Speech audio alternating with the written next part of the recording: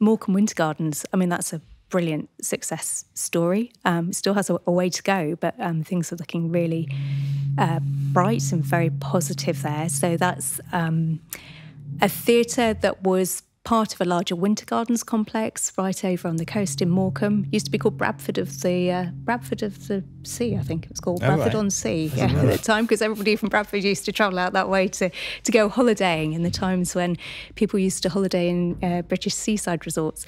But an absolutely spectacular theatre. I'm really... a really kind of extravagant internal fit out. Yes, no cost spared there to fit it out. You're walking through the most beautiful ceramic tiled foyers, beautiful crafted timber screens with stained glass in them. And then when you walk into the spectacular auditorium with the barrel vault ceiling, it really takes your breath away.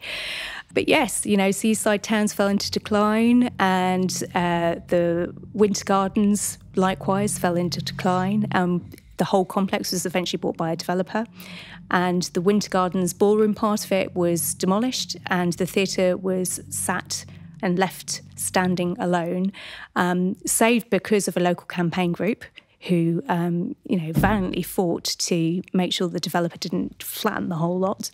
But with that, when they demolished the ballroom next door, they also demolished all of the ancillary facilities for the theatre. So all of its toilets, its heating system and everything that was sat next door in the building. The Friends eventually managed to get the freehold of the Winter Gardens Theatre in 2006 and have been slowly trying to restore it ever since. And it's a really long-term game, this long-term journey for all of these Friends groups. And fast forward to 2017, 2018. I mean, it's a building that's been on our at-risk register ever since we first started the register.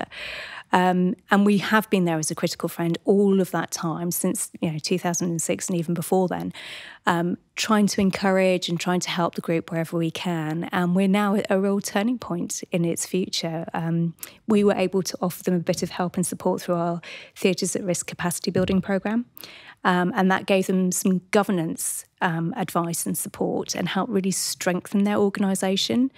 And from there, things have really started flowing. It's enabled them to appear more, that kind of strength of organisation has given them a bit more credibility with local stakeholders, with the council, with Historic England, and has helped them go out and secure funding. And they're now at a stage where they've managed to raise over £1.5 million worth of funding in the last couple of years, restoring the magnificent ceiling in the auditorium. They're in a much, much better and much stronger position and moving on to the next stage in their project.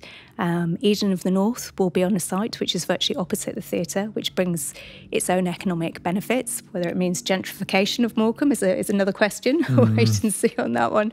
But yes, the whole project is looking up. So from when the Friends Group first took it on in early 2000s to where we are today, it's a very, very different story. And we've been there all the way through, helping and supporting and maybe being that person that they always turn to. They'll pick up the phone and phone us up and say, help, we're not quite sure what to do here. What can we do? Can you give us some advice? Or where can we go for this support? It's been a really gratifying story, and we're really excited to see the final results.